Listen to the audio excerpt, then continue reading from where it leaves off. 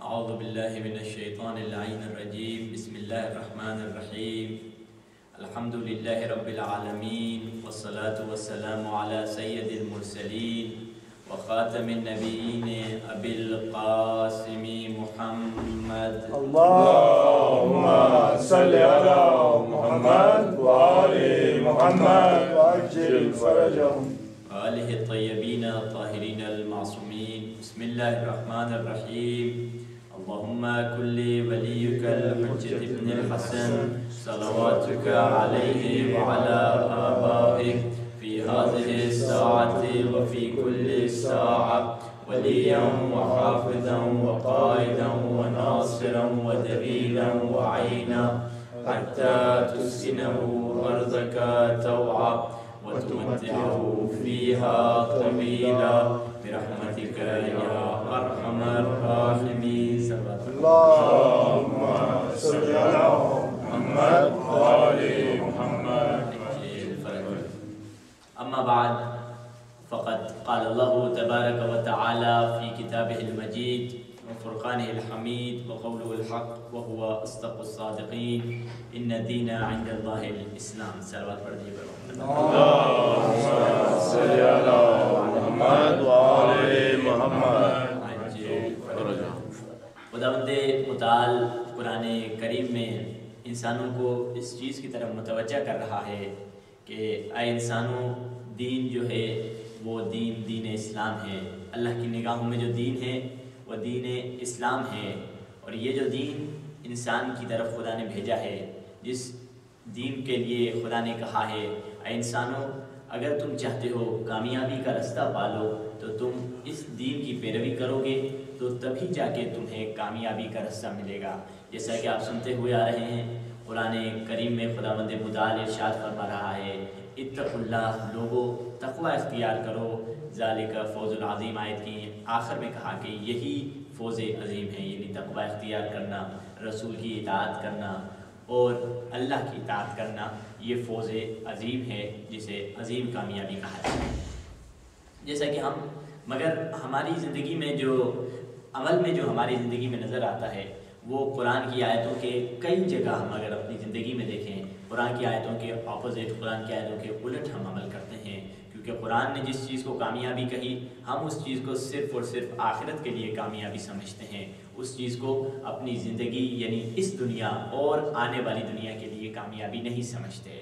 یہی ہماری تباہی کا سبب بن جاتا ہے. جیسے بعض لوگ کس چیز کو کامیابی سمجھتے ہیں؟ پیسے کو کامیابی سمجھتے ہیں.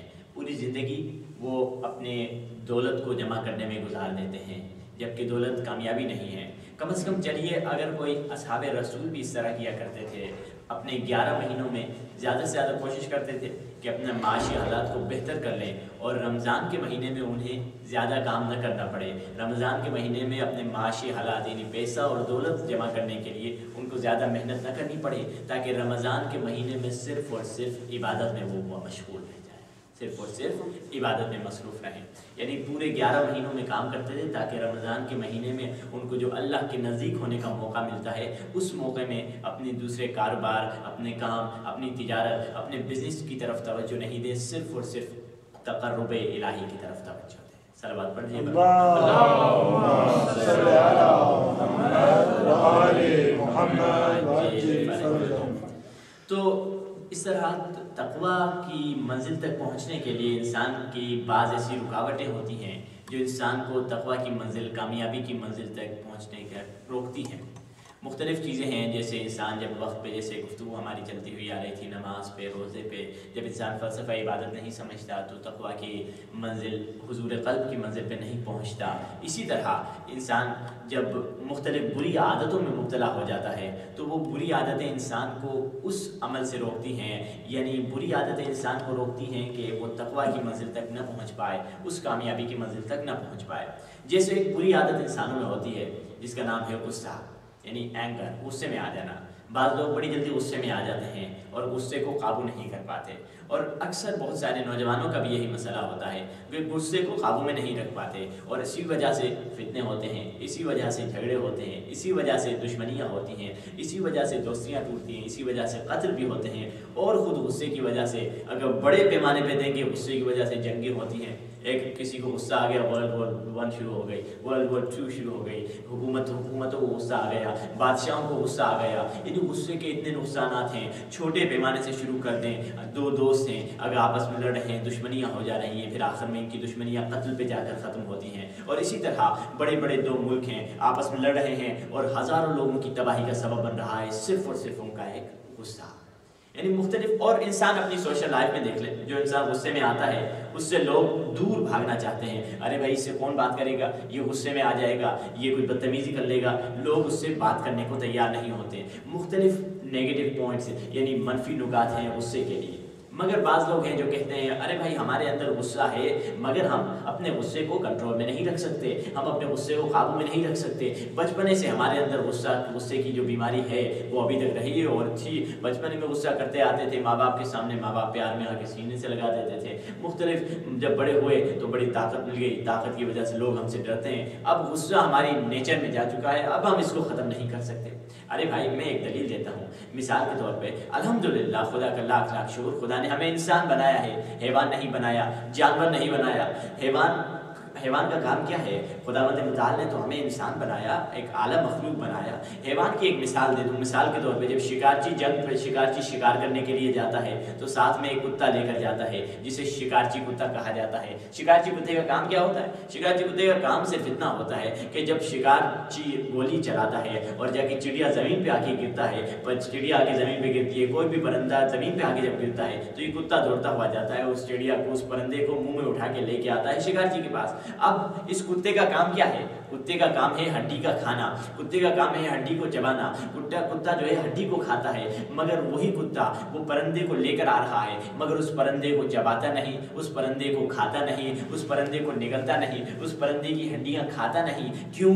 کیونکہ اس سے سکھا دیا گیا ہے۔ یہ تو ایک چھوٹی مثال تھی، اور ایسی مثال میں جو بالکل روشن اور واضح ہو۔ آپ نے ضرور سرکس میں گئے ہوں گے، اگر بھی نہ گئے ہوں کم از کم ٹیلی ویژن میں سرکس میں دیکھا ہوگا۔ ہوتا کیا ہے سرکس میں؟ حضرت انسان شیر کو لے کر آ جاتا ہے۔ شیر کا کام کیا ہے؟ شیر کا کام ہے چیرنا اور پھاڑنا اور کھا جانا، شیر کا کام ہے درندگی کرنا، مگر وہی شیر جب سرکس میں آتا ہے اپنی درندگی کو بھول جاتا ہے، اپنی حیوانیت کو بھول جاتا ہے، نہ چیرتا ہے، نہ پھاڑتا ہے، نہ کسی پہ حملہ کرتا ہے۔ کیوں؟ کیونکہ اسے سکھا دیا گیا ہے۔ یعنی شیر وہ حیوان ہے جو وحشی حیوان ہے مگر اپنی وحشی پنا کو چھوڑ دیتا ہے، اپنی درندگی کو چھوڑ دیتا ہے۔ کیوں؟ کیونکہ اسے سکھا دیا گیا ہے۔ جب حیوان ہوتے ہوئے اپنی حیوانی عادت کو چھوڑ سکتا ہے تو انسان ہوتے ہوئے اپنی حیوانی عادت کو کیوں نہیں چھوڑ سکتا؟ یعنی پتہ چلا کہ کوتاہی ہماری ہے، ہم نے کبھی کوشش ہی نہیں کی کہ خود کو انسان بنائیں۔ ہم نے کہا ہم جیسے ہیں پرفیکٹ ہیں، ہم جیسے پیدا ہوئے ہیں ادھر سے آئے ہیں، اس دنیا سے اس دنیا میں آئے پرفیکٹ ہیں، بلکہ یہ غلط ہے، ہماری فکر غلط ہے۔ دنیا میں لوگ اسی لیے آئے تاکہ خود کو پرفیکٹ بنائیں، تکامل کی منزل تک پہنچیں، خود کو بہتر بنائیں۔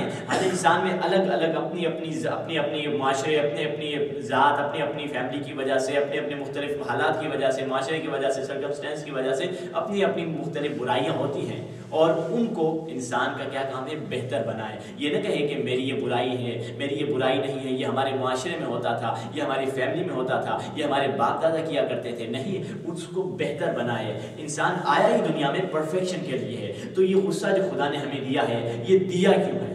یہ بھی ایک سوال ہے۔ اچھا سوال ہے کہ سوال کرنے والا پوچھے گا چلو اگر غصہ اتنا خراب ہے جس کو آپ کہہ رہے ہیں کہ حیوانی عادت ہے، غصے پر کنٹرول کرنا انسانیت ہے، غصہ کرنا حیوانیت ہے، چلو اگر غصہ برا ہے تو اللہ ہمیں دیتا ہی نہیں، بڑے چین سے ہم بیٹھے رہتے، کوئی پرابلم ہی نہیں ہوتا۔ ہاں یہ بھی ایک اچھا سوال ہے کہ غصہ ہمیں اللہ نے دیا کیوں؟ ہاں غصہ دینے کی وجہ یہ ہے، یاد رکھیے میرے امام کی حدیث آپ یاد رکھیے، مولا نے فرمایا الغضب نار، غصہ کیسے ہے؟ آگ کی طرح ہے۔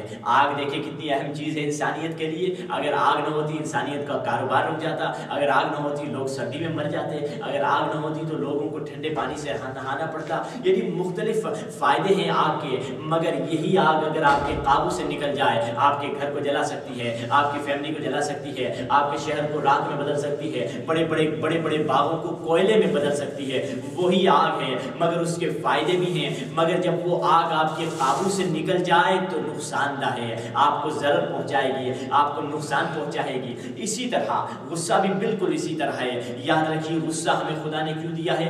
غصہ ہمیں خدا نے دیا ہے سیلف ڈیفینس کے لیے، دفاع از خود کے لیے، خود کا دفاع کرنے کے لیے۔ غصہ کسی کو مارنے کے لیے نہیں دیا بلکہ اپنا دفاع کرنے کے لیے۔